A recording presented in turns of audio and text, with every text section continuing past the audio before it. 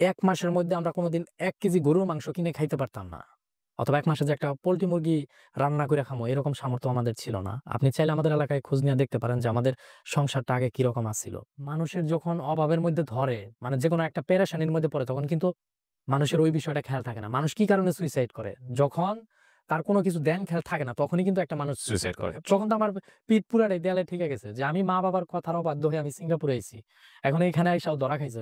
মানে এটা একবারে গাইত্যা নিছি যে শরীরের শেষ রক্ত দিয়া হইলেও আমি আমার মায়ের স্বপ্নটা আমি পূরণ করবোই যেভাবেই।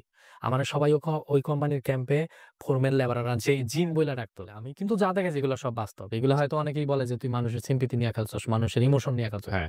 এটা আসলে এটা যারা ভাবে তারা সম্পূর্ণ ভুল। এই যে অনেকে বলে যে তুই প্রবাসীর মান-সম্মান নষ্ট করছস। হ্যাঁ, হ্যাঁ। ভাই আমি তাদেরকে একটা কথা বলতে চাই, ভাই দেখেন, আমি যে ভিডিওটাই করি না কেন আপনার মান-সম্মান কেন নষ্ট হবে?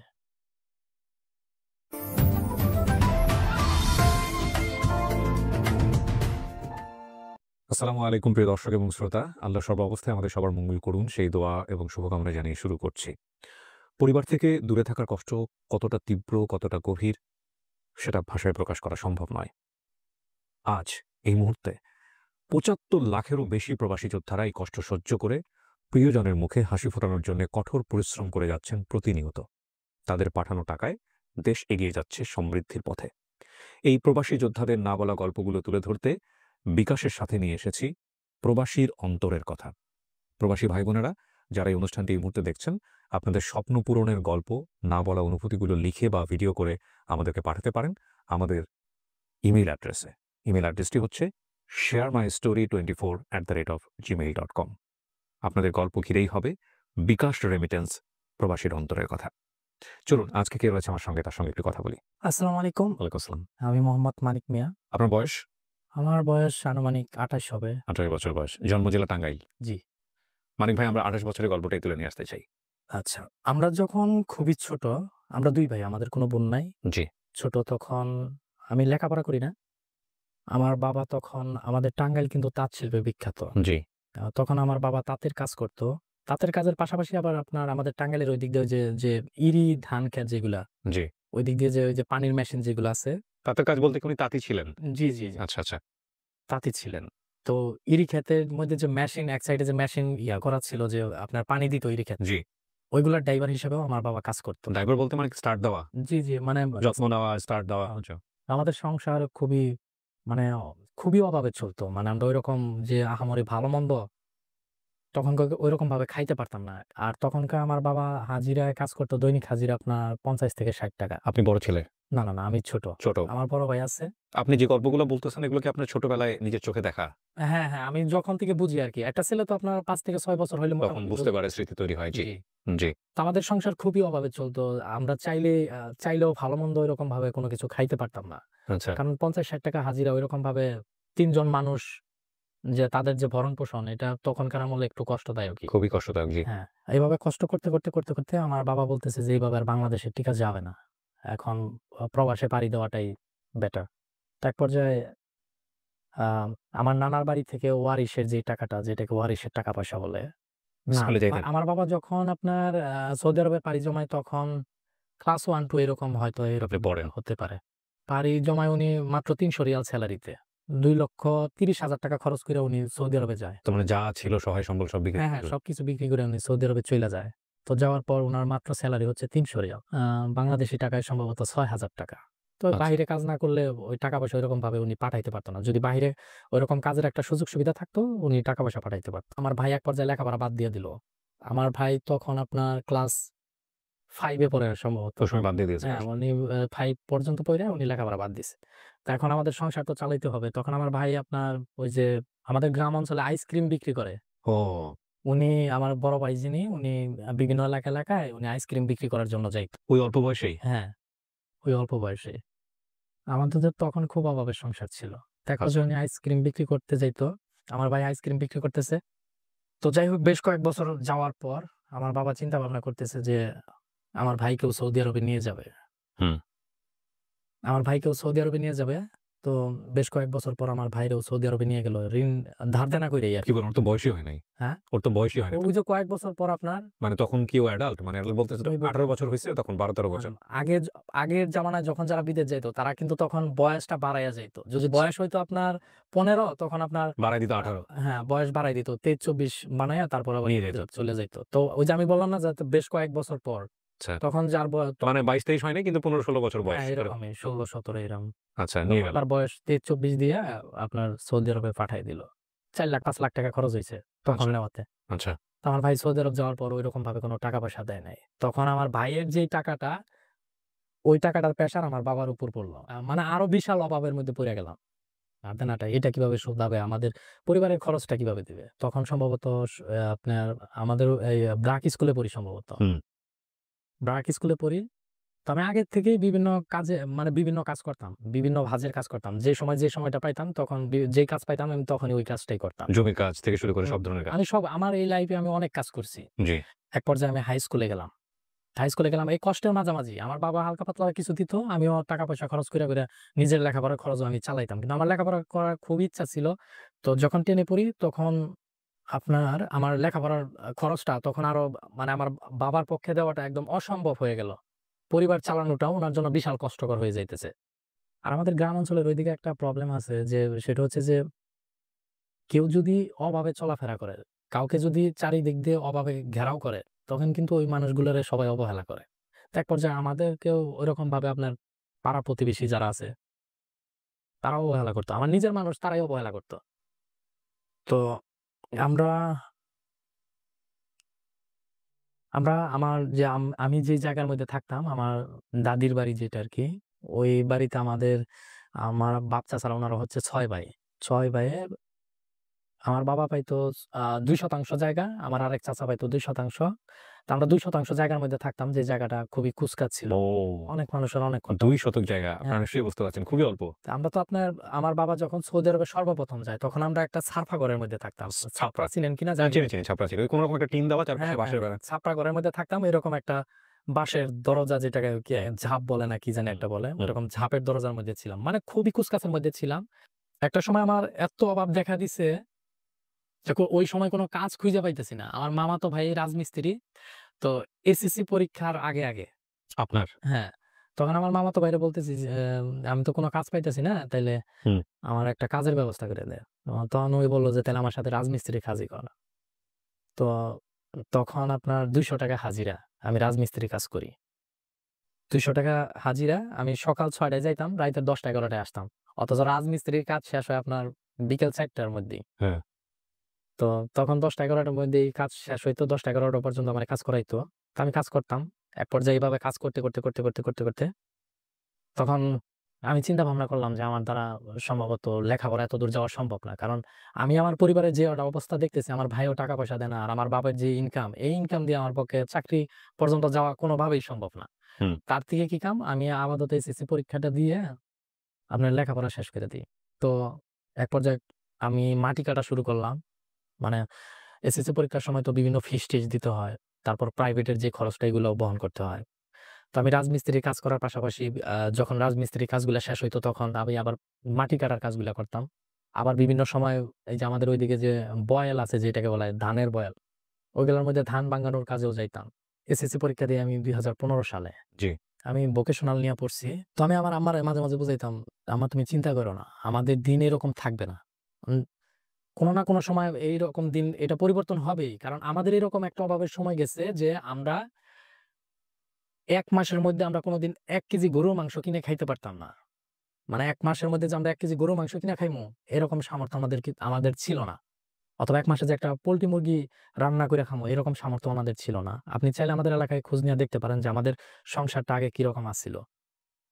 তো যাই হোক, এসএসসি পরীক্ষা দেওয়ার পর তখন আমার বাপ-মায়ে বলতেছে যে, "তাইলে তুই এক কাজ কর। এখন যেহেতু ঋণপাতি হালকা পাতলা একটু গচ্ছে, তুই এক কাজ কর, সৌদি আরবে আইসা পড়।"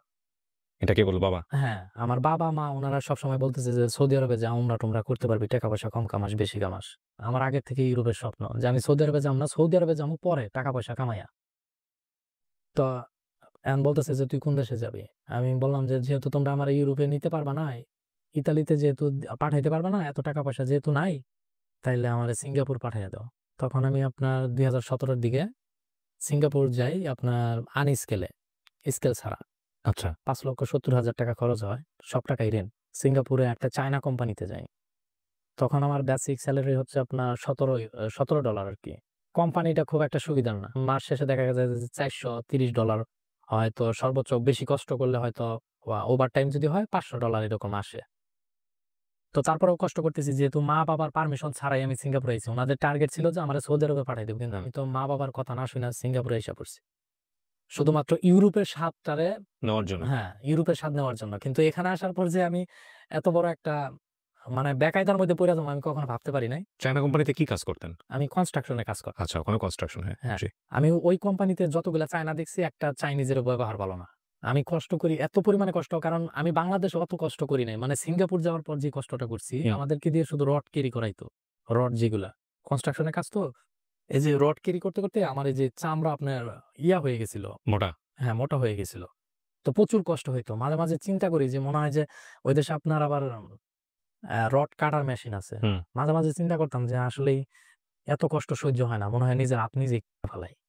আমি কয়েকবার কাটারের মধ্যে হাতও ফালাইছিলাম যে আমার এই জীবন আর ভাল লাগে না যে এত কষ্ট এই অল্প বয়সে। তারপর আমি আবার মাঝে, মাঝে চিন্তা করলাম যে সময় তো মানে খারাপ সময় তো আর সবসময় মানুষের থাকে না। যদি আমি ওরকমভাবে কষ্ট করতে পারি হয়তো কোনো একদিন সাকসেসফুল হইতে পারবো।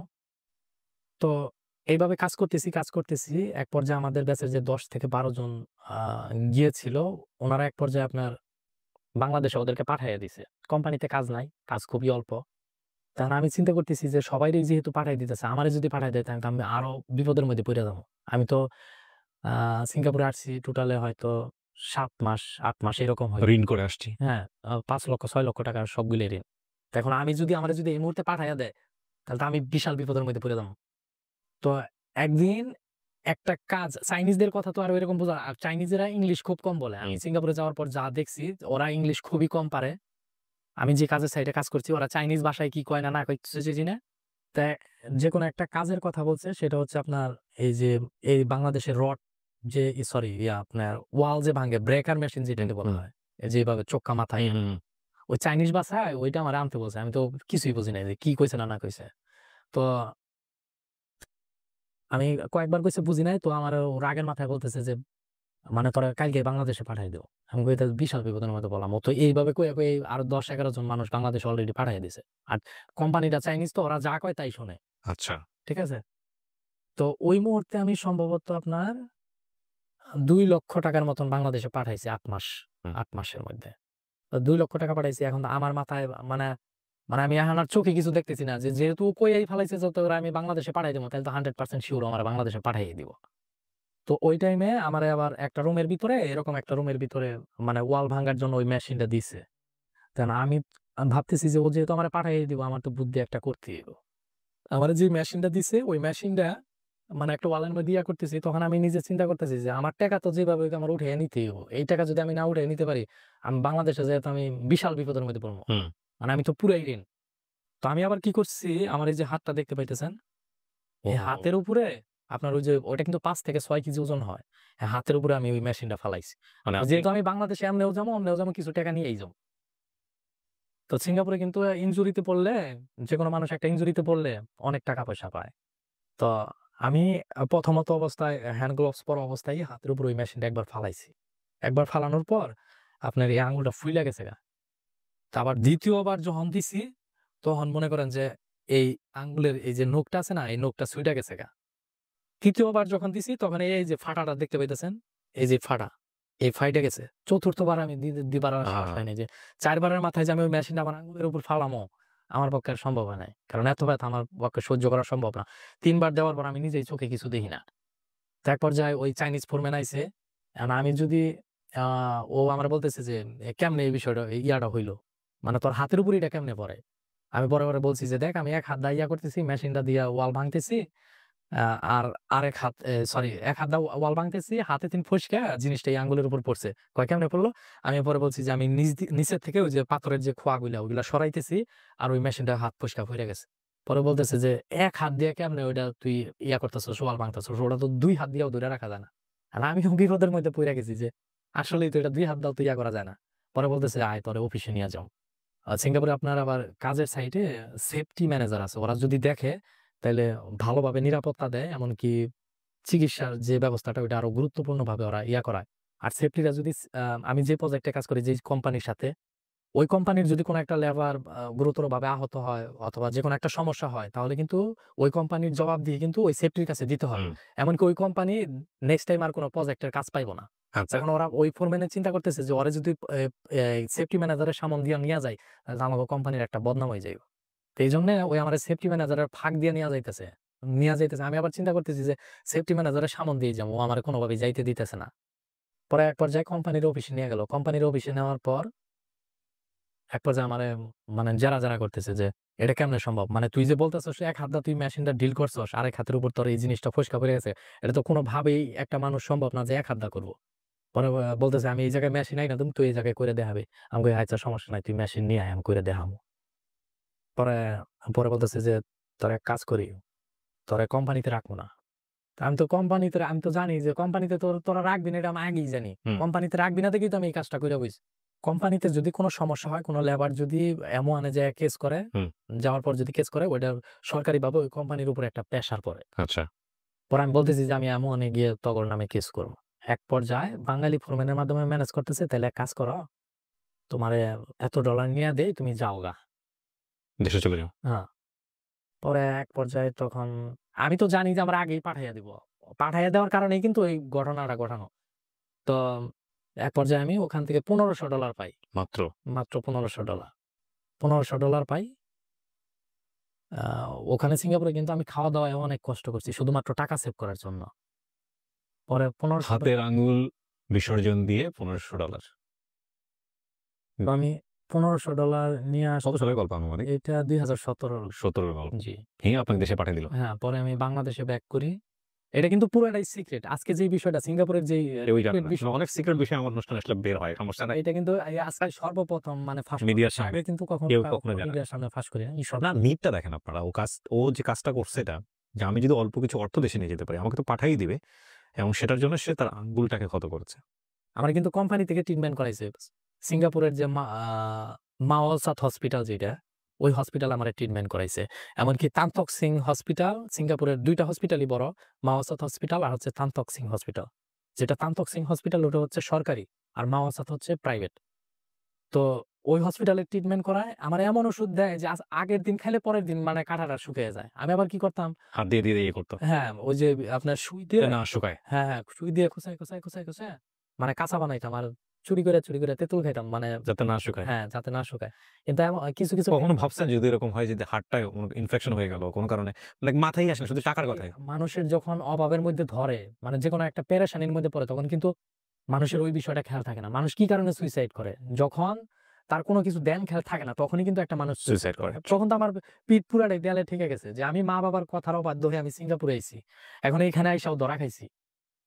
এখন আমি যদি অল্প কিছু টাকাও যদি বাংলাদেশে নিয়া যাইতে পারি তাহলে তো আমি বিশাল বিপদের মধ্যে পড়ে যাবো। তখন তো আমার ওই টাইমে ওই বিষয়ে আমার কোনো কাজই করে নাই। এখন না চিন্তা করি যে তখন যেই কাজটা ঘটাইছি, যেটা আমার জন্য যে কতটুকু বিপজ্জনক ছিল, এখন না বুঝতে পারি। তখন তো আর এগুলা মাথায় ছিল না। জি, তারপর? কাঁচা রাখার জন্যই আমি বারবার করতাম। তো এক পর্যায়ে দেখলাম যে না, আ শুধু মানে সুইটা খাওয়াইলেই তো আর হয় না। মানুষের সামনে কিছু ওষুধ দেখাইয়াও খাইতে হয়। না হইলে তো কোম্পানি খবর নিব যে ও কি ওষুধ ঠিকমতো খায় কি খায় না। মানে এক পর্যায়ে খোঁচায়, আরেক পর্যায়ে যে ফাঁকে অগর সামনে ২ একটা ওষুধ খাই। ওই ২ একটা ওষুধেই আপনার কাঁটা শুকিয়ে যায়। পরে বললাম যে না, আমার পক্ষে আর সম্ভব হইতেছে না যে বারবার এই জিনিসটারে কাঁচা করা। তো এক পর্যায়ে ভাবলাম যে না থাক। মরছি আমিও মরছি। বাংলাদেশে যাইগা। পরে $১৫০০ নিয়ে বাংলাদেশে ব্যাক করি। নিজের টাকা সেভ রাখার জন্য আমি শুধু টমেটো ভর্তা কইরাও খাইছি। আর ডাউল রান্না কইরাও খাইছি। শুধু ডাউল।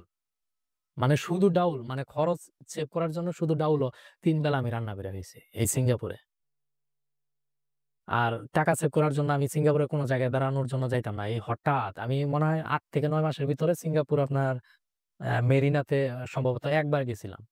কারণ ওখানে গেলেই $৫০-৬০ খরচ হয়ে যায়। তো এইজন্য আমি ওখানে খুব একটা যাইতাম না। তো এক পর্যায়ে $১৫০০ নিয়ে বাংলাদেশে ব্যাক করি। ব্যাক করার পর তারপরেও বাপ-মাই বলতেছে যে, "তোর জন্য কি আমি গাড়ি পাঠাইয়া দিমু?" আমি তো জানি যে আসলেই আমি এত টাকা লস খাইতেছি, আমার জন্য গাড়ি পাঠাইতে হইব না।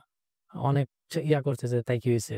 ধরা খাইছস তো কি হইছে? তোর জন্য একটা গাড়ি পাঠাই দেই। প্রাইভেট মানে কারে।" Private car. এয়ারপোর্ট থেকে নিয়ে যাবে। হ্যাঁ, হ্যাঁ। আমি বলছি যে, "না আম্মা আমার জন্য পাঠাইতে হইব না। আমি এমনি বাসে যাইতে পারবো।" তো এক পর্যায়ে আমি বাসেই আমাদের টাঙ্গাইলে এসে নামি। টাঙ্গাইল থেকে আবার বাস দিয়ে আমাদের কালিয়াতি এসে নামি। কালিহাতী নামার পর আপনার কালিহাতী থেকে আমাদের এলাকায় আসি ভ্যানে। তখন যে আমার এত খারাপ লাগতেছে যে আমাদের গ্রাম অঞ্চলের মানুষ সবাই গাড়ি মানে এলাকায় আইসা নামে।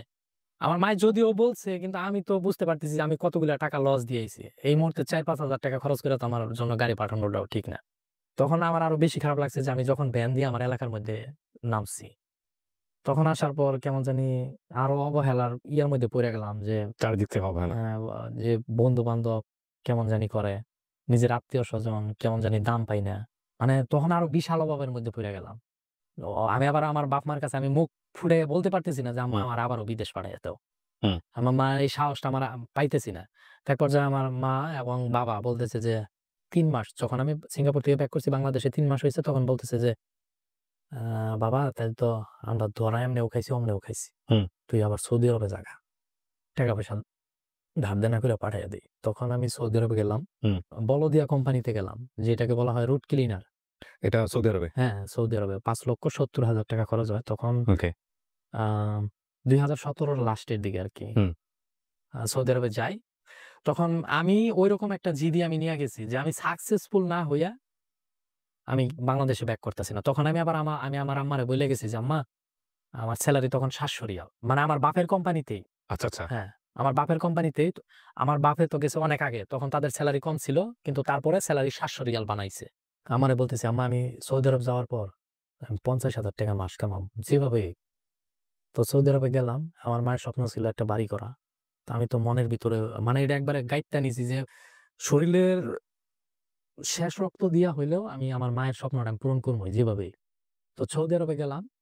ওখানে যাওয়ার পর দেখি যে অনেক পুরান লোক আছে যে নতুন লোকেগর আপনার টিটকারি দিয়া কথা বলে যে, "এতগুলা টাকা খরচ করে আইছো, কিভাবে টাকা পয়সা কামাবা? জীবনেও পারবা না।"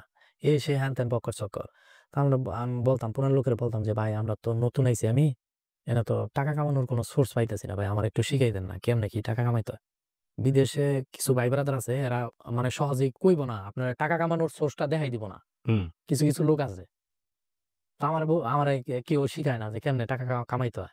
আমাদের ডিউটি হচ্ছে টোটালি ৮ ঘন্টা কোম্পানির ডিউটি। আমি বলতেছি যে টাকা তো আমার কামাইতেই হইব যেভাবেই। কেউ কস বা না কস আমি যেভাবে আমি বাই করবই। ক্লিনার যেটা বলা হয় যে রাস্তা পরিষ্কারের যে কাজটা বিভিন্ন পেপার পরিষ্কার বিভিন্ন পেপার সরকার থেকেই করে এটা? হ্যাঁ, হ্যাঁ, এটা সরকারিভাবেই করায়। মানে ময়লা আবর্জনা যেটা ওইটা পরিষ্কার করা। ওই কাজে গেছিলাম। তখন আ আমাদের ডিউটি শুরু হয় সকাল ৬ঃ০০ থেকে নিয়ে বিকাল ৪ঃ০০ পর্যন্ত। তো সকাল ৬ঃ০০ যাইতাম, বিকাল ৪ঃ০০ যাইতাম। নতুন ১-২ মাস কিছুই বুঝি না। কেউ কয়ও না, কিছু বুঝিও না। পরে চিন্তা ভাবনা করলাম যে ৪ঃ০০ বাজে ডিউটি শেষ হইলেও আমি রুমে যাবো না। আমি বাইরে কাজ করবো। সাইকেল নিয়ে ঘুরমু। আর দেখমু যে কোন জায়গায় মাল সামানা ফালাইছে। বলদিয়া সৌদিরা আবার কি করে? ওদের বাসার সামনে এই যে ড্রাম আছে না? ড্রাম ড্রাম দিয়ে আর এই যে আপনার কিস যেটা বলা হয় পলিথিনের কিস। হুম। ওই ড্রামের মধ্যে পলিথিনের কিস দেয়। ওরা বিভিন্ন ময়লা আবর্জনা জিনিসপত্র সৌদিরা কিন্তু আপনার যেকোনো একটা ইলেকট্রনিক্স এর জিনিস ঠিক করে না, নষ্ট হলে ফালায় দেয়। নষ্ট হলে ফালাই দেয়। এই ওয়াশিং মেশিন, টিভি, ফ্রিজ যা আছে সব। আপনার এই বুদ্ধিটা মাথায় আসলো কিভাবে? না এই বুদ্ধিটা মাথায় আসলো কেমনে? সৌদিরা এইগুলা ফালায়। আচ্ছা, আমাদের বাঙালিরা অনেকেই করে এরকম। বাঙালিরা এগুলো ওকে, করে। ওইখান থেকে দেখে আপনি আইডিয়াটা পাইছেন। এগুলা করে কিন্তু ওরা এইগুলা করে আপনার বিকাল ৪ঃ০০ পর্যন্ত। আচ্ছা, রাইতে আর এইগুলা করে না। আচ্ছা। বিকাল ৪ঃ০০ র পর ৪ঃ০০ থেকে নিয়ে ৬ঃ০০ পর্যন্ত কইরা ওরা বাসায় আইসা করে। বাঙালিরা? হ্যাঁ, হ্যাঁ। আচ্ছা। ওরা ৬ঃ০০ পর্যন্ত আইসা করে কিন্তু আমার টার্গেট হলো বিকাল ৪ঃ০০ ডিউটি শেষ হইলে আমি ৬ঃ০০ বাজেও ক্যাম্পে যাবো না। আমি রাইতে ৯ঃ০০-১০ঃ০০ পর্যন্ত এই কাজ এগুলা করব। ২-৩ ঘন্টা ৪ ঘন্টা করে বাসায়। হ্যাঁ। সো কি করলেন একবার ১ম থেকে শুনি, হ্যাঁ। পরে আপনার যে ময়লা আবর্জনাগুলা ফালাইতো বিভিন্ন টিভি, ফ্রিজ বিভিন্ন ধরনের জিনিস। মানে দামি, দামি জিনিসও ফালাই দেয়। iPhone মোবাইল, Samsung মোবাইল-টোবাইল সব। মানে এগুলো হালকা একটু সমস্যা হইলেই ওরা ফালাই দেয়।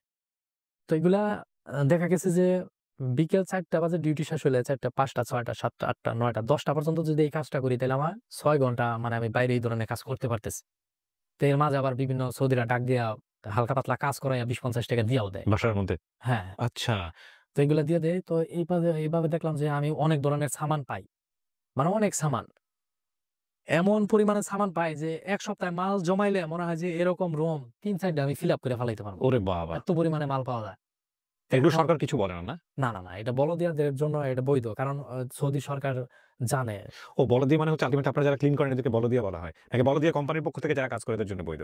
এইটা হচ্ছে আপনার আমাদের বাংলাদেশে ম্যাজিস্ট্রেট আছে না? হুম। ওই দেশেও আপনার বলদিয়া আছে। ও ওই দেশেও ওইটা ম্যাজিস্ট্রেট সিস্টেম হয়, ওনাদেরকে বলদিয়া বলা হয়। আচ্ছা, আমরা ওই বলদিয়াদের আন্ডারেই কাজ করতাম। আচ্ছা। মানে বলদিয়া কোম্পানি বলা হয় ওইটাই যারা রুট ক্লিনারের কাজটা করে। ওকে। আমরা রুট ক্লিনারের কাজ করতাম সেই সুবাদে ওই দেশে বলদিয়ার লেবারের একটা পাওয়ার থাকে। আচ্ছা, আচ্ছা। সো আপনাদের জন্য এটা বৈধ ছিল? হ্যাঁ, ওইটা আমাদের জন্য বৈধ। কারণ তারা জানে আমাদের সেলারি কম ৭০০ রিয়াল মাত্র। ওকে। তো ৭০০ রিয়াল দিয়ে তো আর কিছু হয় না। আপনারা না নিলে কি হবে? এটা ক্লিনের মধ্যেই চলে যাবে। সরকার এটা পরিষ্কার করে দিবে। নিয়ে ভাগাড়ে চলে আমরা যদি না নেই, আমাদের যে যারা গাড়ি চালায়, আমাদের কোম্পানির ওই যারা গাড়ি চালায় তারা নিয়ে যাবো। নিয়ে ফেলে দিবে ময়লা। না, ওরাও নিয়ে বিক্রি করেই ফেলাবো। আচ্ছা। এটা আমাদের কাজই তো হচ্ছে পরিষ্কার করার। এটাও একটা পরিষ্কার। এখন ওইটা জিনিসটা ফালাইলে ওইটা ওই জায়গায় রেখে দিলে তো ওটা ময়লা তো আবর্জনা। আমি যেটা বুঝেছি যে শুধুমাত্র পরিষ্কার টাইম না। যখনই পাচ্ছেন আপনি কালেক্ট করতেছেন। ডিউটির সময়ও আপনি চাইলে কালেক্ট করতে ডিউটির সময় ওইটা হ্যাঁ, ফালাইলে আমি নিতে পারতেন। নিতে ওটার সমস্যা নেই। আমি কেন উনাকে প্রশ্ন করছি? আমি উনার ভিডিওগুলো দেখেছি। আমি এরকম ২-১ টা ভিডিও উনি করেছেন। আমি প্রথম কথা হচ্ছে যে আমাদের দেশের যারা বিদেশে গিয়ে কাজ করেন, আমরা যখন একাডেমিক্যালি পড়তাম, এই কাজগুলোকে অনেক সময় লার্জ স্কেলে বলা হয় triple D, dirty, difficult and dangerous. তো এইজন্য অনেকেই বলতে চান না। অনেকেই বলতে আমাকে এখন এটাকে বেসিক জব বলেন বা অন্যভাবে এটাকে এক্সপ্লেইন করেন। অনেকেই বলতে চান না। মান-সম্মানের ভয়ে হোক বা যেকোনো কারণেই হোক, আ পরিবারের কাছে কিভাবে মুখ দেখাবেন, এইসব ব্যাপারে বলতে চান না। কিন্তু উনার ভিডিও আমাকে প্রথমত নক করে একটা কারণে যে উনি আসলে উনার যে স্ট্যাটাস, উনার যে অবস্থা, উনি সেটাই দেখিয়েছেন। হ্যাঁ? এবং সেখানে কোনো ধরনের কোনো কার্পণ্য করেননি। সে গল্পে আমি পরে যাব। তার আগে আমি যেখানটায় ছিলাম যে আপনি এটা কালেক্ট করলেন এবং হ্যাঁ, এগুলো আমি আবার আপনার প্রতিদিনই বিক্রি করতাম। কোথায় বিক্রি করেন? ওই দেশে আবার স্ক্র্যাপের গাড়ি আছে যারা এই সামানগুলা কিনে। স্ক্র্যাপ। মানে ভাঙ্গারি সামান যেগুলা যারা কিনে আম তাদের কাছে আমি বিক্রি করতাম। তো প্রতিদিনই আমি বিক্রি করতাম কোনদিন ১০০ রিয়াল, কোনদিন ১৫০ রিয়াল, কোনদিন ৭০ রিয়াল, বাহ! কোনদিন ৮০ রিয়াল এভাবে বিক্রি করতাম। তো আমার সামান বিক্রি করা দেখে মানে অন্যান্য লেবারের তো মাথা খারাপ হয়ে গেছে। অবাক যে ওই এত পরিমাণে মাল সামান কইতে দেয়। কোত্থেকে পায়? আমরা তো এত মাল দিতে পারি না। আমরা হয়তো সর্বোচ্চ দিলে ৳২০, সর্বোচ্চ হলে ৳৩০। আমরা তো এই ১-১৫০ স্ক্র্যাপ এর নিয়ে ওরা কি করে? এগুলা ওরা ওরা আবার ওই যে আপনার বাংলাদেশে কিরকম আছে না যে বাঙালি সামানগুলা আরো বড় অন্য কোন জায়গায় কোম্পানি করে। বিক্রি করতেছে বা এগুলা ওরা ওই সেম আপনার ওই স্ক্র্যাপের গাড়িগুলো আমাদের কাছ থেকে সামানগুলা কিনে নিয়ে ওরা মানে ওই দেশে যারা আরো বড় স্ক্র্যাপের ব্যবসায়ী তাদের কাছে নিয়ে সেল করে। আচ্ছা, আচ্ছা। তো এভাবে সেল করতো আমি মাস শেষে দেখা গেছে যে ৩,০০০ রিয়াল, কোন মাসে ৪,০০০ হিউজ। রিয়াল। এটা আপনার বেতনের চেয়ে কয়েক হ্যাঁ, হবে। হ্যাঁ, অনেক। মানে যখন আমি ইনকামের সোর্সটা বুঝলাম তখন থেকে আমি প্রতি মাসে ১,০০,০০০, ১,১০,০০০, ১,৩০,০০০ বাংলাদেশী টাকা। এরকম ভাবে টাকা ইনকাম করতাম। হ্যাঁ, বাংলাদেশী টাকা। আচ্ছা। অনেক লেবার আমারে ফলো করা শুরু করলো যে ও এত টাকা কিভাবে ইনকাম করে। তো এক পর্যায়ে ওরা দেখে যে আমি প্রতিদিন রাইতের ১০ টায় যাই। ও! তা এখন প্রতিদিন যদি আমি রাইতের ১০ টায় যাই আবার স্ক্র্যাপের গাড়ি মাল দেওয়ার সময় ওরা এগুলো ফলো রাখতেন করে। কোথায়? স্ক্র্যাপ গুলো এগুলো রাখতেন কোথায়? এগুলা আপনার ওই দেশে মাজরা সাইড বিভিন্ন জঙ্গল-টঙ্গল জায়গা আছে। বিভিন্ন এগুলো থেকে লুকায় রাখতেন। যারা আছে এইগুলার ঝোপের ভিতরে মানে রাইখা দিতাম। আপনার অনেক সোর্স সৌদিও আছে। এরা আমার কষ্ট করা মাল আমরা যদি জমায় রাখতাম চুরি এগুলো করে। চুরি করে নিয়ে যাইত। তখন আরো খারাপ লাগতো। মানে এগুলো কি বাঙালিরাই চুরি করতো নাকি আল্টিমেটলি অনেক বাঙালিরাও চুরি করে, আপনার অনেক সৌদিরাও চুরি করে। আচ্ছা। ঠিক আছে? তো ঐরকম আমি আপনার ৳১৫০-২০০ র মাল আ স্ক্র্যাপের গাড়ি ফোন দিছি যে উনারে মাল আমি আজকে দিয়া দিমু। হ্যাঁ। তো ওই পর্যায়ে এক টাউট সৌদি আইছে। মানে বাংলাদেশে যেরকম কিছু টাউট কোয়ালিটির পোলাপান আছে না? যে সোরসাপটা পোলাপান আছে। ওইরকম সৌদি আরবেও সোরসাপটা পোলাপান আছে। তো আমি মাল ভাঁজ করতেছি, তার ভাঁজ করতেছি। ওই পর্যায়ে ওই সৌদি আইছে। আসার পর মানে ওগোর সামনে তো আর কিছু কওয়া যায় না। ওই হুম। চুপচাপটা সৌদির কাছে আপনার ছুরি-টুরি থাকে। ও! যদি বেশি ইয়া-টিয়া করা হয় তাহলে আপনার ছুরি মেরে দিবো। তখন আমি আর কিছু কইতেছি না। আমি খালি মনের ভিতরে মনে করেন যে খালি কান্না একটা ভাব আসতেছে যে আমার এত কষ্টের মাল ও তো এহানি সব ছাপা করে নিয়ে যাইব। নিয়ে গেল। পরে দামি তার, তামা, পিতল যা ছিল সব নিয়ে গেছে। তো লাস্ট পর্যায়ে হালকা কিছু মাল ছিল। তো যাই হোক, তো আমার স্ক্র্যাপের মাল দেওয়া শেষে ওরা সবাই আমার ফলো করত। ফলো করা শেষে যে বুঝতে পারছি ওই তো রাত্রেও মাল টোকায়। মানে রাত্রেও যে ভাঙ্গারি মাল-টাল আমি জমা করি হুম। এগুলা সব লেবার বুইঝা গেছে। তো আমার দেখাদেখি আমার ক্যাম্পে যারা আমার মতন কাজগুলা করত ওরা সবাই আমার দেখাদেখি আপনার ৯টা ১০টা পর্যন্ত মাল টোকানি শুরু করল। তো এক পর্যায়ে দেখলাম যে আপনার অনলাইন জগতে আসা আপনার ২০১৮ থেকেই শুরু। হুম। ২০১৮ তে আপনার TikTok এর নাম ছিল Musical.ly। তখন থেকেই আমি TikTok করতাম কিন্তু ওইরকম ভাবে করতে কি পারি নাই। করতেন টিকটকে? ওই আপনার বিভিন্ন মানুষের সাথে ডুয়েট করা। গান-টান করা, হ্যাঁ, লিপ সিঙ্ক করা এগুলো হ্যাঁ, করতেন? হ্যাঁ। তখন আমি এগুলো কখন করতেন? সারাদিন কাজ করার পরে? এগুলার হিস্টোরি হচ্ছে আপনার কখন করতাম? আমি যখন রাত্রি ১০ টায় কাজ করার পর ক্যাম্পে আসতাম আমার কোম্পানির ক্যাম্পে। ক্যাম্পে আসার পর আমি নিজেই রান্না-বান্না করে খাইতাম। হুম। রান্না-বান্না করে খাইতাম আপনার রান্না-বান্না করে খাইতে, খাইতে কোনোদিন ১১টা বেজে যেত, কোনোদিন ১২টা বেজে যেত। তখন আমি তো কঠোর পরিশ্রমী। যে আমি এই অনলাইন জগতও রাখমু, নিজের কাজ যেটা কোম্পানির কাজ এইটাও আমি ঠিক রাখমু। যে বিদেশে যদি কাজের পাশাপাশি যদি একটু বিনোদন না পাওয়া যায় তাহলে ওই জায়গায় মন টিকানোটা খুবই কষ্টকর। তো আমি কাজ করা শেষে রান্না-বান্না কইরা খাইতে, খাইতে আপনার রাত্রি ১১টা-১২টা বাইজা যাইত। খাওয়া শেষ কইরা তখন আমি টিকটক করতাম আপনার রাত্রি ২টা পর্যন্ত। ওই বিভিন্ন ঘুরে, ঘুরে ভিডিও তৈরি করতাম মানে হ্যাঁ, হ্যাঁ, আমি দেখেছি নিচ দিয়ে। অনেক ঘুরানো ভিডিও করতাম। তো আমার অনেকে বলতো যে, "পাগল হইছো। যে সারাদিন কাজ কইরা আসার পর ও রাইতে ২টা পর্যন্ত এই কাজ এগুলা করে। বেটা তুই এগুলাতে টাকা পাবি? এগুলায় তোরে টাকা দিব? যে তুই যে এইভাবে রাইতে এত হার্ড পরিশ্রম কইরা আসার পর যে তুই এত রাইতে ২টা পর্যন্ত জাগস, এটা কেমনে সম্ভব? তুই তো ২ দিন পর পাগল হয়ে যাবি, মাথা খারাপ হয়ে যাবো।" আমার টার্গেট যে আমি পাগল হই আর ছাগল হই ওইটা সময়ই বইলা দিব। যে অনলাইনে তো যেকোনো একটা প্ল্যাটফর্মের মাধ্যমে আমার পরিচিতি আইনে আমি টাকা কামানোর সোর্স আমি বাই করবই। হুম। তো এক পর্যায়ে এভাবে করতে না টিকটকে ঐরকম ভাবে হয় না। তো এক পর্যায়ে TikTok পয়সা দেয় না। না। পরে আপনার TikTok এ এখন কি পয়সা দেয়?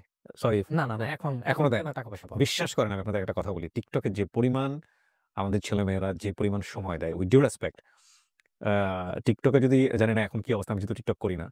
এই পরিমাণ এনার্জি বা এই পরিমাণ আ সময় যদি তারা YouTube এ বা Facebook এর মাধ্যমে দিত, তাহলে অনেকেই বড়লোক হয়ে যেত। অনেকেই। টিকটক আমাদের বর্তমান বাংলাদেশে তো সবাই টিকটক নিয়ে ঝুঁকা পইড়া রইছে। TikTok নিয়ে তারা যদি জানে না আসলে। টিকটক বাদ রাইখা তারা যদি YouTube, Facebook এ যোগে তাদের লাইফ সেট। দেশেরও লাভ এতে। দেশেরও লাইফ সেটেল হয়ে যেত, ট্রু। তো এটা হয়তো অনেকেই বুঝে না। এটা অনেকেই বুঝেই না। এবং TikTok এর মনিটাইজেশন করা উচিত। আমি জানি না, উনারা হয়তো তো কিছু যাই করা হোক উচিত। একটা যে আপনার টিকটক করতে এক পর্যায়ে আপনার আ মোটামুটি একটা ভিডিও ভাইরাল হয়ে যায়। মানে আমি তখন সৌদি সার্ভারে ভিডিও তৈরি করি। আচ্ছা। মানে সার্ভার ২ টা, একটা বাংলাদেশের সার্ভার, আরেকটা হচ্ছে সৌদি সার্ভার। তখন সৌদি সার্ভারে মানে একটা ভিডিও আপলোড দিয়া কাজের সাইটে গেছি গা। কি ভিডিও করতেন? ওই আপনার বিভিন্ন গানের গানের সাথে, সাথে হচ্ছে হলো লিপসিং করতেন। হ্যাঁ, হ্যাঁ, হ্যাঁ। ওগুলাই করতো ওই সময়। হ্যাঁ। হ্যাঁ।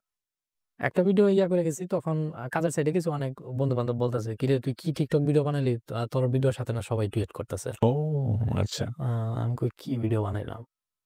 পরে হাইসা কেমনে জানি একটা ভিডিও দিছিলাম। ওই সালমান সালমান খানের 'আফগান জালেবি' তো অনেকেই ডুয়েট করছে। ভিডিওটা ভাইরাল হওয়ার পর আমার আরো নেশা জাগলো যে ভালো কিছু তো একটা করতেই হবে। তার পাশাপাশি কিন্তু আমি কষ্টের কাজও করি। হুম। মানে সৌদি আরবের দাম্মামে যারা থাকে তারা কিন্তু বলতে পারবে যে সৌদি আরব দাম্মামের আবহাওয়াটা কতটুক খারাপ। যারা সৌদি আরবে থাকবে তারা বলতে পারবে রতুবা কি জিনিস। কোন রোদ থাকবে না, শরীর অটোমেটিক ঘামবো। হুম। মানে আপনি বাইরে টিকতে পারবেন না। আপনি বাইরে যে স্বাভাবিকভাবে দাঁড়াইয়া থাকবেন, আপনার শরীর গাইমা মানে প্যান্ট শার্ট সব ভিজা যাবো। আপনার শরীর দুর্বল হয়ে যাইব। এত বাজে ওয়েদার? এত বাজে ওয়েদার। এত ধুলাবালি গেছে, আপনার এই ধুলাবালির মধ্যে আপনার ওই দেশে টেইলার আছে। আপনার আমি যে জায়গায় কাজ করতাম ওইটা হচ্ছে আপনার সৌদি আরবের আল কাতিফ। আল কাতিফে থাকতাম। কাতিফের ভিতরেই থাকতাম। কিন্তু আমাদের এরিয়াটা ছিল জারুদিয়া। হুম। আর আমি যেই এরিয়াটার মধ্যে কাজ করতাম, মানে যেমন ধরেন আমার একটা সাইড দেওয়া থাকে যে ওই সাইডটা পুরাটা, ওই এলাকা পুরাটা মহল্লা আমার পরিষ্কার রাখতে হবে। কোন হুম। ময়লা-টয়লা থাকা যাবে না। কোন পেপার থাকতে পারব না। তো ওই সাইডেই আপনার আ আমি ডিউটি করতাম। পেপার-টেপার পরিষ্কার করতাম। আমার কাজই ছিল মানে সকাল ৬টা থেকে নিয়ে বিকেল ৪টা পর্যন্ত পেপার পরিষ্কার করা। তারপরের সেফটি হচ্ছে বুরুশ মারা। আপনার ওই যে ঝাড়ুর মতনই রাস্তা বুরুশ মাইরা মানে বালুগুলা এক সাইড করা। বাতাস দিয়ে? হ্যাঁ, বাতাস দিয়ে না ওই আপনার বুরুশ আছে ওই দেশে বুরুশ। তো ওইগুলা করতাম। তো আমার ওই সাইটেই আমার এরিয়ার সাথে আশকারি ক্যাম্প আছে যেটা হয় সেনাবাহিনীর ক্যাম্প। ওই বিশাল বড় মানে গর্ত ছিল সেনাবাহিনীর ক্যাম্পের ওনে। আপনার ওই ক্যাম্পের ওনে মানে বড় টেইলার আছে না বাংলাদেশে? হুম। ঐরকম সৌদি আরবেও বড় টেইলার আছে। মানে বিভিন্ন বিল্ডিং এর ভাঙ্গা কাঁচরা-মাচরা হুম। ওই টেইলারে করে নিয়া ওই আশকারির অনেক গর্তটা ভরতেছে। ওই সৌদি আরবের বিল্ডিং ভাঙ্গার মধ্যে আপনার বিভিন্ন লোহা-টোহা থাকে। বিভিন্ন লোহা, পিতল, তার, তামা, বক্কর-চক্কর অনেক কিছু থাকে। হুম। তে এইগুলা ফালাইতো টেইলারে। আমরা আবার কি করতাম ১৫-২০ জন লেবার। সবাই ওই টেইলার ফালানোর সাথে সাথেই কে কার মতন মানে লোহা টাইনা এক সাইড করব। মানে এটা ধুলাই মাটি অন্ধকার। মানে মানে যে যার টেইলার কোনো খবর নাই, যেমনি পারো এটা টোকাও। হ্যাঁ, যে যেভাবে পারে। মানে একটা টেইলার যদি ঢালে, একটা টেইলারের পিছনে যদি ১৫-১৬ জন লোক থাকে, তাইলে মানে একটা কারাকারি বাইজা যায় না? যে হুম। কার আগে কে কতগুলা মাল নিবো? তো ওইভাবে আমি ওখানে আপনার সম্ভবত ১ বছর মানে ওই ট্রেইলারের অনেক শুধু মাল ঢুকাইতাম। ১ বছর। ওখান থেকে আমি ১ বছরে টাকা ইনকাম করছিলাম আপনার সম্ভবত ১৩-১৪ লক্ষ টাকা। মানে ১ বছরে। তো ওখানে হঠাৎ করে কোনো একদিন ওখানে কাজ করার সময় মানে একটা ট্রেইলার ঢালার সময় অনেকগুলা লেবার তো ও আমি হারাহারি কইরা মানে তাড়াতাড়ি করবার যাইয়া আমার হাতের উপর ওই টেইলার তিন একটা একটা মানে পাথরের খন্ড পড়ে আমার আপনি এই হাতটা হাতের একটু দেখান। এই যে হাতটা দেখতেই পাচ্ছেন। আপনার হাতটা দেখলে বুঝা আমার এই হাতটা কিন্তু এরকম ছিল কিন্তু এখন এই যে এরকম আমার অনেকেই জিজ্ঞাসা যে, "মানিক ভাই আপনার এই হাতে কি হইছিল?" তো এই হাতের উপর একটা আপনার পাথর পড়ে। মানে পাথর পইড়া এই যে আঙ্গুলটা, এই যে আঙ্গুলের মাথাটা এটা টোটালি ভাইঙ্গা মানে এই যে এরকম মানে এইটুকুনের মধ্যে কোনো ইয়া ছিল না, বশ ছিল না। এখানে তাবুকটা পড়ার পর মানে পাথরটা পড়ার পর এখানে মাংস বলতে কোনো কিচ্ছু ছিল না। শুধু এই যে হাতের রগটা দেখা যাইত, এই যে হাতের রগটা। আর এই আঙ্গুলটা এই যে এখানে একটা ফাড়া আছে। এই আঙ্গুলটা হুম। ফাইড়া একবার এদিকে আইসা পড়ছিল। আর এই যে এখানের মাংস ছিল না। আহা! এভাবে তো এভাবে একটু ক্যামেরায় দেখান। হ্যাঁ। এখানে কোনো মাংস ছিল না। অবশ্য দাগটা যদিও নাই কিন্তু এই আঙ্গুলটা ফাইড়া একবার সেই দিকে আইসা পড়ছিল। আর এই যেখানে এই যে আপনারা দাগ দেখতেই পাচ্ছেন, এখানে কোনো কিচ্ছু ছিল না। তো এক পর্যায়ে এখন আমি চিন্তা করতেছি যে হাতের যে অবস্থা এটা তো আমার নিজের ট্রিটমেন্ট করাবার গেলে অনেক টাকার ব্যাপার। ২০-২৫,০০০ রিয়াল। এত টাকা আমি পামু কই? তারপর যে আমি যার কাছে মাল বিক্রি করতাম, পরে ওরে ফোন দেওয়া হয়েছে যে ভাই আরেক লেবারে ফোন দিছে মানিকগঞ্জেরই। ওই আমার সাথেই কাজ করতো। ওর নাম হচ্ছে বাবু। তো ওই ফোন দিছে যে, "ভাই মানিকের তো এরকম অবস্থা। তাইলে আপনি একটু গাড়িটা নিয়ে আসেন, গাড়িটা নিয়ে আসেন। হসপিটালে যাই।" পরে হ্যাঁ, গাড়ি নিয়ে আইছে। গাড়ি নিয়ে আসার পর ছোটখাটো হসপিটালে দেখাই। উনারা না করে যে এটা আমাদের হসপিটালে ট্রিটমেন্ট সম্ভব না। পরে বরিশালের একজন ফোরম্যান ছিল। উনি অত্যন্ত ভালো মানুষ। আমি উনার রেসপেক্ট করি। এমনকি উনারে আমি অনেক ভালোবাসি। কারণ আমার এই হাত কাটা নিয়ে উনি অনেক দৌড়াদৌড়ি পারছে। উনার বাড়ি হচ্ছে বরিশাল। এমনকি উনার নাম হচ্ছে মোবারক ভাই। আমরা মোবারক ভাই বলে ডাকতাম। আমাদের প্রত্যেকটা লেবারেরে অনেক ছাড় দিত। অনেক ভালোবাসতো। কাজের জন্য কোন সময় প্যারা দিত না। তো যাই হোক এক পর্যায়ে উনি ফোরম্যান। পরে আমার অনেক ভালোবাসতো। পরে উনার গাড়ি দিয়া এখন বলতেছে যে, "হাতের যে অবস্থা এটা তো তোমার নিজের টাকা দিয়ে ট্রিটমেন্ট করানো সম্ভব না।" পরে উনি বলল যে, পরে আমারে আমাদের কোম্পানির যে হেড অফিস দাম্মামে ওখানে নিয়ে গেল যে, "ওখান থেকে তোমার একটা পেপার বাই কইরা কোম্পানি থেকে পারমিশন নিয়ে আইসা যে তুমি কোম্পানির কাজ করার সময় তোমার এই হাতটা ইয়া হয়ে গেছে। যাতে তোমার কোম্পানি থেকে একটা পেপার দেবে। পেপার দিয়া জানি আমি তোমারে চিকিৎসা করাইতে পারি।" পরে উনি কোম্পানি থেকে একটা গুছি পেপার নিয়ে আসলো। গুছি পেপার নিয়ে আসার পর আ পরে আমরা বড় একটা হসপিটালে গেলাম। হসপিটালের নামটা আমার মনে আসতেছে না। কিন্তু সৌদি আরবের ভিতরে সবচেয়ে বড় হসপিটাল হুম। যেটা আরকি। পরে ওই হসপিটালে নিয়ে গেল। আমি প্রচুর ব্যথা করতেছে হাতের মধ্যে সহ্য করতে পারতেছি না। তো অনেকে আমাদের ক্যাম্পে অনেকে বলতেছে যে মানিকের হাত কাইটা হালাইতে হইব, আর হাত ওইটা থাকবো না। এই যে হাত বক্কর-চক্কর। আমি তো শুই না মাথা নষ্ট। যদি এই বয়সে হাত কাইটা হালাইতে উপায় ছাড়া। পরে লন্ডনের একটা ডক্টর উনি বলতেছে যে, "তুই কোন চিন্তা করিস না। তোর হাত সব ঠিক থাকবে। তোর আঙ্গুলও কাটবো না।" মানে এখানে একটা পিন ঢুকাই দিছিল। এই যে আঙ্গুল এখানে ভাইঙ্গা গেছিল। হুম। পরে পিন ঢুকাই দিছিল যাতে আঙ্গুলটা ঠিক থাকে। পরে এইজন্যই আমি কিন্তু বলেছিলাম যে 3D বলা হতো এই কাজগুলোকে। কি পরিমাণ ডেঞ্জারাস আপনারা চিন্তা করে দেখেন, কি পরিমাণ ডিফিকাল্ট। Definitely স্টার্টি work. কারণ ধুলা, বালি, ময়লা যেখানে স্ক্র্যাপ কিছু অর্থ আছে সেটার জন্যে জীবন বাজি রেখে টানাটানি। এইজন্যে যারা রেমিট্যান্স পাঠায় দেশে, এদেরকে কোন চোখে দেখা উচিত বাংলাদেশে একটু চিন্তা করা উচিত আমাদের। সবকিছুতে বাংলাদেশের নাগরিক সমস্ত সুযোগ সুবিধাতে এদেরকে প্রায়োরিটি দেওয়া উচিত। আমি যেকোনো কিছুতে। আমি তো এত ধুলাবালির মধ্যে কাজ করছি যে দেখা গেছে যে দুপুরে যদি আম দেখা গেছে আমি দুপুরে তো আর ক্যাম্পে যাই নাই। আমি দুপুরে যে সময়টুকুন পাইতাম ওই সময়টুকুন কাজ করতাম। কাজ করে আবার যেকোনো একটা গাছতলার মধ্যে শুয়ে থাকতাম। যেকোনো একটা ছায়া জায়গার মধ্যে শুয়ে থাকতাম। দাম্মামে আবার এমন হইছে কি যে দাম্মামে প্রচুর ধুলাবালি উড়ে। দেখা গেছে দুপুরে যদি আমি শুয়ে থাকতাম, এত পরিমাণে ধুলা আসতো, মানে ধুলায় পুরা শরীর মানে ছায়া যাইত। মানে চেহারাটা চিনা যাইত না। হুম। মানে আমার মাথার মধ্যে সৌদি আরবের সবসময় কাজের সাইডে আমি একটা গেঞ্জি বাইন্ধা রাখতাম। কারণ আমার চুল এমনিতেই পাতলা। যদি গেঞ্জি বাইন্ধা না রাখি তাহলে ওই বালি যেয়ে আরো চুল যাইবো গা। তো আবার যখন দুপুরে ঘুমাইতাম তখন ওই আপনার মুখ ঢেকে রাখতেন। মুখের মধ্যে গেঞ্জি রাইখা তারপরে ঘুমাইতাম। মানে পরে দেখলাম যে যখন ফোরম্যানেরা অন্যান্য লেবার আবার নিয়ে আইসা কাজের জন্য পাঠাইতো, তখন দেখতাম যে পুরা শরীরে ধুলাবালি। ইস! মানে অস্থির অবস্থা।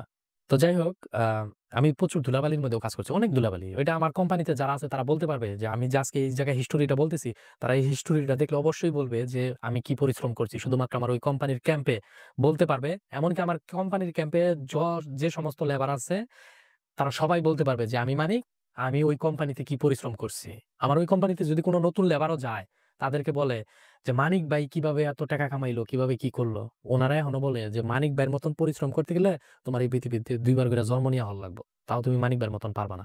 আমারে সবাই ওই কোম্পানির ক্যাম্পে ফোরম্যান লেবাররা যে জিন বইলা ডাকতো।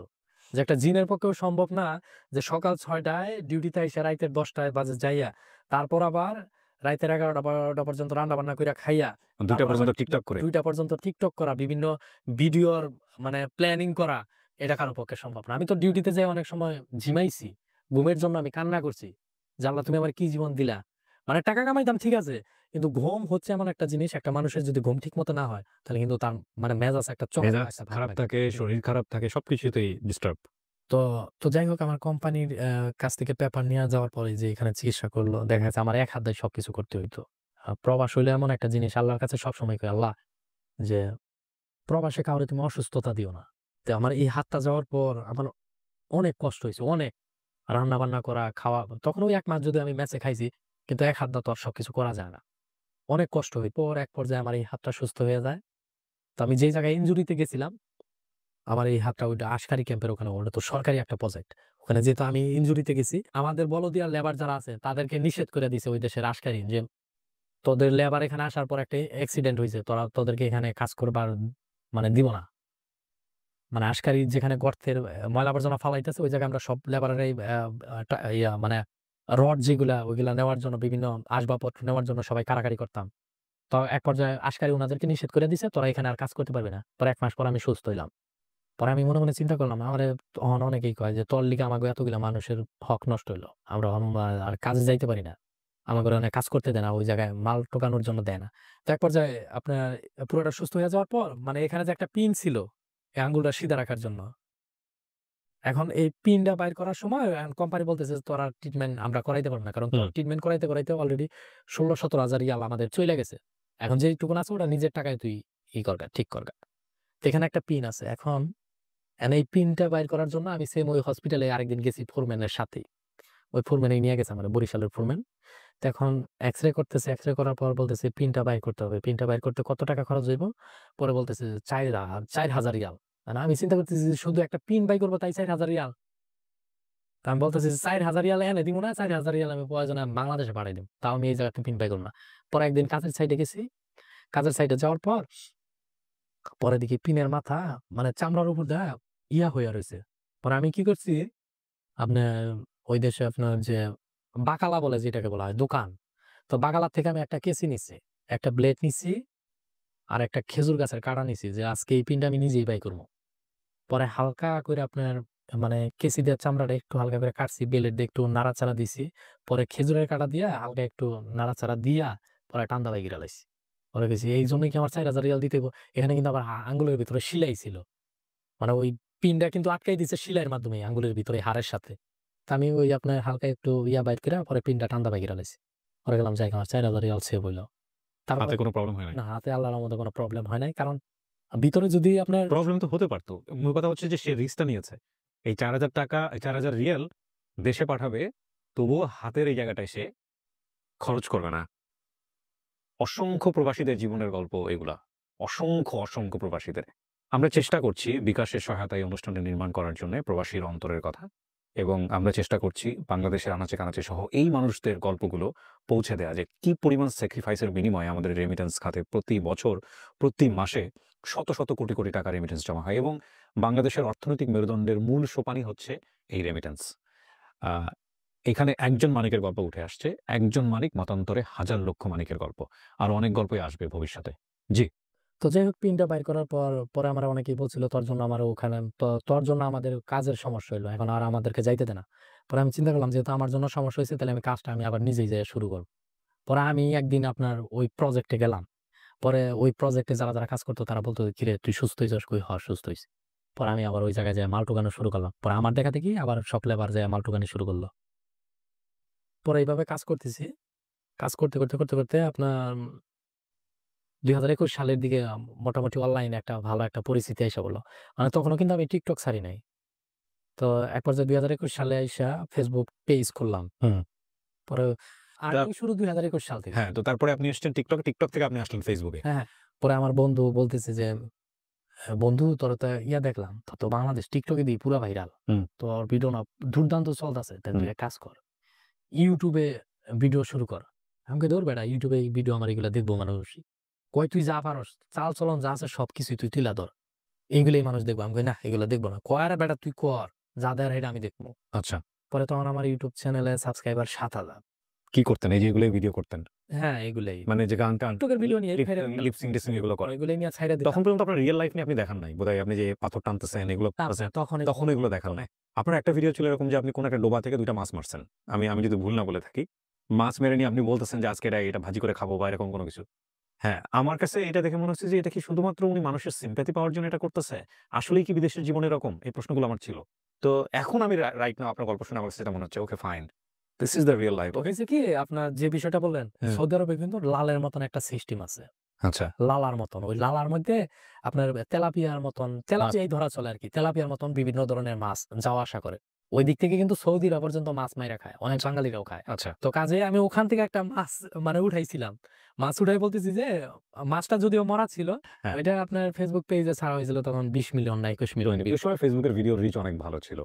এখন এইরকম চিন্তা করাই যায় না। যাই হোক, হ্যাঁ, তো আপনার কি হলো? মানে আপনি যেটা বলতেছিলেন যে YouTube এ তখন ৭,০০০ সাবস্ক্রাইবার। হ্যাঁ, তখন YouTube এ ৭,০০০ সাবস্ক্রাইবার তখন বলতেছে, "তুই চলাফেরা বিভিন্ন কিছু তুইলা ধর। এগুলাই মানুষ দেখবো। জি। তোর লাইফে যেটা ঘটতেছে সৌদি আরবে কিন্তু এগুলাই তুইলা ধর। সৌদি আরবে বিভিন্ন জায়গায় যাইতেছস অথবা কাজের সাইডে তুই কি করতাছস এগুলাই তুইলা ধর। এগুলাই মানুষ দেখবো।" পরে আমি তাই শুরু করলাম যে না, মানুষ তো তাই দেখে। মানে আমার লাইফস্টাইল আমি কিন্তু যা দেখেছি এগুলো সব বাস্তব। এগুলো হয়তো অনেকেই বলে যে তুই মানুষের সিম্পাথি নিয়ে খেলছস, মানুষের ইমোশন নিয়ে খেলছস। হ্যাঁ। এটা আসলে এটা যারা ভাবে তারা সম্পূর্ণ ভুল। হয়তো আপনার শোতে আজকে এই বিষয়টা ক্লিয়ার করতেছি যে আসলে এগুলো আমার ভুল ছিল না। আমার সৌদি আরব লাইফে এত খারাপ সময়ও গেছে। হুম। মানে কাজের সাইডে এত মানে আমি যেই কাজগুলা দেখেছি এগুলো 100% সত্য। এটা আমার কোম্পানিতে যারা থাকে, আমার ফোরম্যান যারা আছে তারা বলতে পারবে যে আমি বাস্তবে যেগুলো তুলে ধরছি এগুলো সব কি, বাস্তব। কি করতেন আপনি কনটেন্ট? আমি আপনার ওই দেখা গেছে যে যেকোনো একটা কাজ করতেছি, কোন কিছু একটা পাইতেছি, ওই যে বলদের কাজ করতে হ্যাঁ, হয়। হ্যাঁ, ওই যে যে রড যেকোনো টড এগুলো টিভি ফ্রিজ পাইলে একটা ফ্রিজ পাইলাম ওইটাই মানুষের তুইলা দেখাইলাম যে আজকে একটা ফ্রিজ পাইলাম। এটা বিক্রি করব। হ্যাঁ, এটা বিক্রি করব।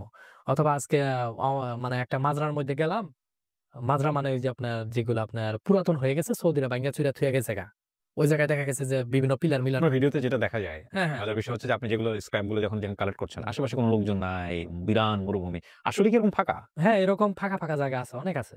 আচ্ছা। অনেক ফাঁকা আছে। আপনার আমাদের দামামের এই দিক দিয়ে মরুভূমিটা খুবই কম। হ্যাঁ। কিন্তু আমার দেখা গেছে যে এরকম একটা এরিয়ার মধ্যে আছি যে মোটামুটি আমি ভালোই দূরের মধ্যে কাজ করতেছি। আচ্ছা। যে আহামরি দূর তা না। কিন্তু আ আপনার মোটামুটি হয়তো কোনো একটা ভালোই আরকি। পরিত্যক্ত বাড়ি। হ্যাঁ, হ্যাঁ। হ্যাঁ, দেখা গেল বাড়িতে লোকজন থাকে না। এরকম অনেক জায়গায় আমি দেখেছি। যাই হোক, দেখাতেন এগুলো ভিডিওতে। হ্যাঁ, এগুলা ভিডিওতে দেখাইতাম। আমার লাইফে যেগুলা ঘটছে আমি এগুলাই তুলে ধরছি। হয়তো এগুলা নিয়ে অনেকেই অনেক ট্রল ট্রল করছে করছে, যে, হ্যাঁ। "তুই মানুষের ইমোশন নিয়ে খেলছস।" আসলেই ভাই আমি মানুষের ইমোশন নিয়ে খেলি নাই। এটা আমার লাইফে এটা ঘইটা গেছে। যেই ইয়াটা ঘইটা গেছে আমি এটাই দেখেছি। অনেকে বলে যে, "তুই প্রবাসীর মান-সম্মান নষ্ট করছস।" হ্যাঁ, হ্যাঁ, ভাই এটাই আমি বলে। তাদেরকে একটা কথা বলতে চাই, ভাই দেখেন, প্রবাস হলো এমন একটা জিনিস যে প্রবাসে অনেকে পায়ের উপর পা তুইলা খায়, অনেকে গাধার মতন খাইটাও জীবনে কোনো কিছু করতে পারে না। এখন আপনি আপনার পায়ের উপর পা তুইলা খাইতেছেন। আমি যেই ভিডিওটাই করি না কেন, আপনার মান-সম্মান কেন নষ্ট হবে? আমি কিভাবে আপনার মান-সম্মান নষ্ট করব? হুম। আপনি রাজার হালেই চলতেছেন। তাইলে বাংলাদেশে যারা ভিক্ষা করে খাইতেছে তারা কি বড়লোকের কোনো ক্ষতি করতেছে? তাদের কারণে কি বড়লোকের কোনো ক্ষতি হইতেছে? ভিক্ষুকের জন্য? তাহলে আমি ওই দেশে কষ্টের কাজ করতেছি। আমার লাইফে কষ্টের কাজ আমার জীবনে দেখা দিছে। আমি ওইগুলোই তুলে ধরছি। এতে তো আপনার কোনো সমস্যা না, হওয়ার আপনার কথা কোনো না। চিন্তা হয় নাই কখনো যে মানিক আপনি নিজে আপনার ব্যক্তিগত ওখানে যে জীবনটা যে সোজা কথা আমরা আমাদের যেখানে যেটা বলি যে ভাঙ্গারি টোকাই যেগুলো বলি বাংলাদেশে। সো এই ধরনের একটা জীবন যেটা আপনি তুলে ধরতেছেন। হয়তো এটার বিনিময়ে আপনার আ আ পয়সা আসবে বা আপনি পয়সার কথাও চিন্তা করেন। ১ম দিকে হয়তোবা এটা চিন্তা করেছেন যেখান থেকে আমি পয়সা নিয়ে আসবো। ঠিক আছে, পয়সার কথা চিন্তা করাটা অন্যায় কোনো কিছু না। এটা খুবই লিগ্যাল ওয়েতে চিন্তা। কিন্তু মান-সম্মান তো আমাদের দেশে একটা বড় একটা ফ্যাক্ট সামাজিকতার জায়গা থেকে। এই জায়গাটায় আপনার কি প্রশ্ন? মানে আপনার উত্তরটা কি আসলে? আপনার আমার কখনো মনে চিন্তা হয় হয় নাই যে এটা দিয়ে আপনাকে ট্রল করবে, এটা দিয়ে তুই কেমনে পয়সা কামাইছস? এগুলা না, এটার মধ্যে ভালো দিক, খারাপ দিক দোনোটাই আছে। আসলেই এইটার জন্য যে সবাই আমারে খারাপ ভাবছে তা কিন্তু নয়। আমারে কিন্তু অনেকেই বলে যে, "মানিক ভাই আপনি যেটা তুলছেন এটা প্রবাসীদের বাস্তব জীবন আপনি তুলে ধরছেন। এতে প্রবাসীদের মান-সম্মান আমার মনে হয় না যে আমার জন্য প্রবাসীদের মান-সম্মান নষ্ট হয়েছে।"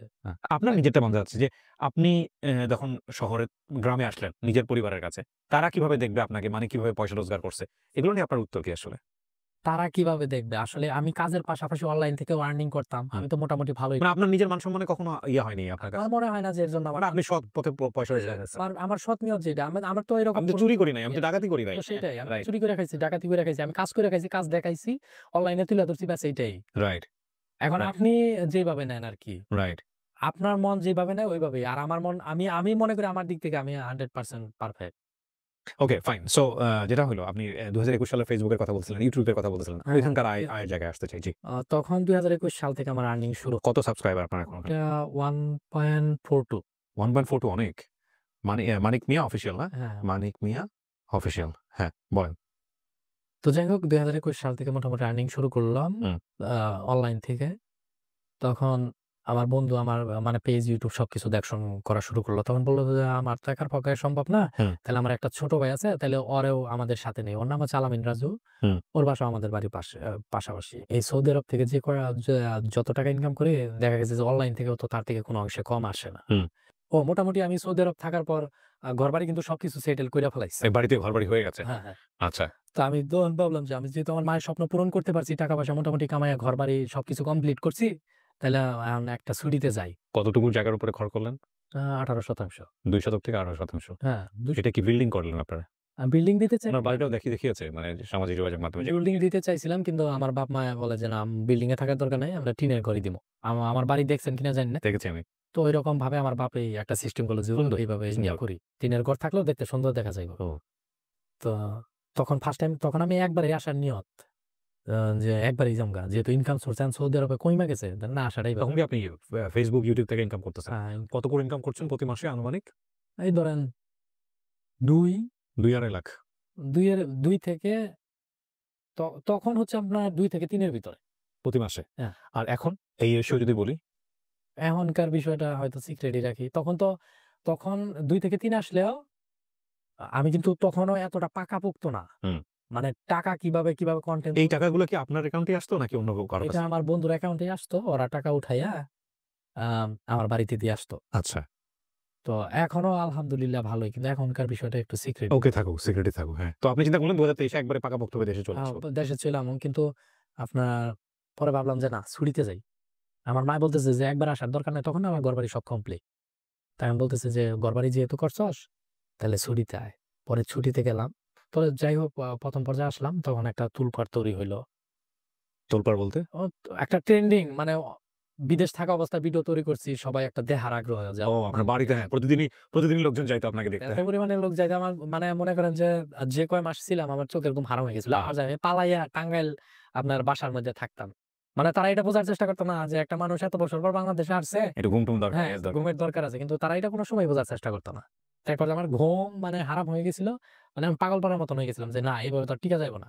আমি তো বুঝি যে মানুষ ভালোবাসার জন্য আসে। হ্যাঁ। কিন্তু আমি তো আর পারতেছি না। মানে আমার ঘুমের অভাবে আমি ঠিক থাকতে পারতেছি না। পরে এক পর্যায়ে আমি টাঙ্গাইল চইলা যাই। টাঙ্গাইল ওখানে এই যে আমার ছোট ভাইয়ের বাসায়, ওখানে থাকলাম। আমি যেখানে বিয়ে করছি ওদের বাসা হচ্ছে ময়মনসিংহ। হুম। পরে ওখানে গেলাম ওর বাপের সাথে দেখা করলাম। পরে বলল যে আমরা বিষয়টা বললাম যে আমি তো আপনার মেয়ের সাথে এরকম একটা সম্পর্ক, আপনার মেয়ের আমি বিয়ে করতে চাই। হুম। পরে বলল যে আচ্ছা সমস্যা নাই। তুমি এক কাজ করো।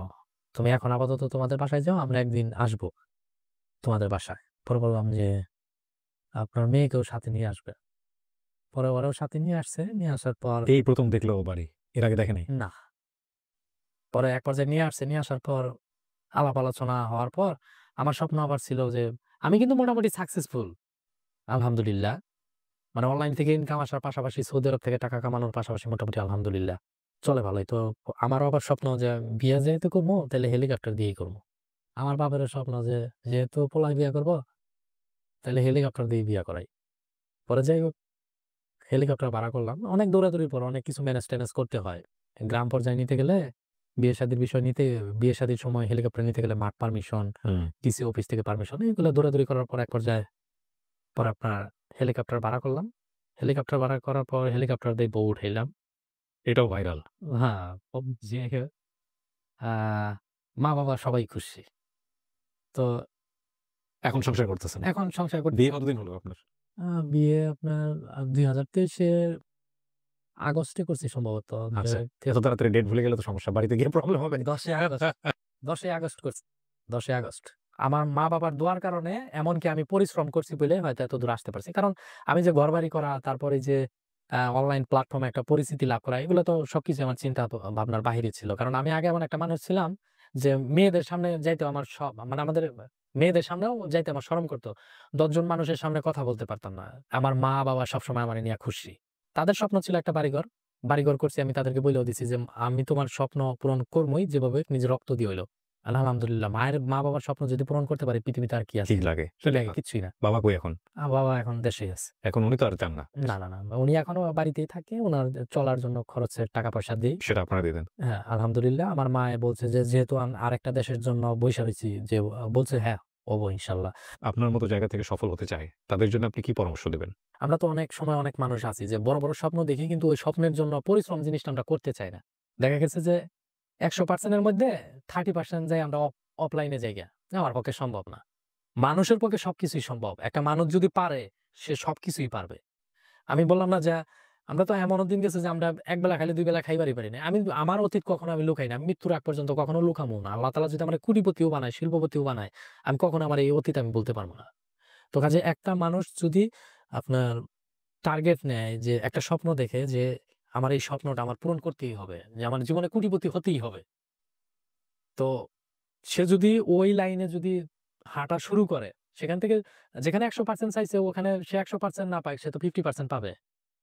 তো জীবনে যেকোনো কিছু একটা সাকসেসফুল করতে গেলে কারো কথায় কান দেওয়া যাবে না। যে যাই বলুক, ওইগুলা বাদ দিয়ে নিজের পথ নিজেরই হাইটা দেখতে হইব। আর নিজের লাইনে নিজেরই চলতে হইব। কঠোর পরিশ্রম করতে হইব। ব্যাস এইটাই। ট্রু, পরিশ্রমী হতে হবে। ট্রু। অসম্ভব সুন্দর একটা এপিসোড প্রিয় দর্শক এবং শ্রোতা। আমি ধন্যবাদ জানাই বিকাশকে আমাদের অনুষ্ঠানটি পাবলিক প্ল্যাটফর্মে নিয়ে আসার জন্য, সুযোগ করে দেওয়ার জন্য এবং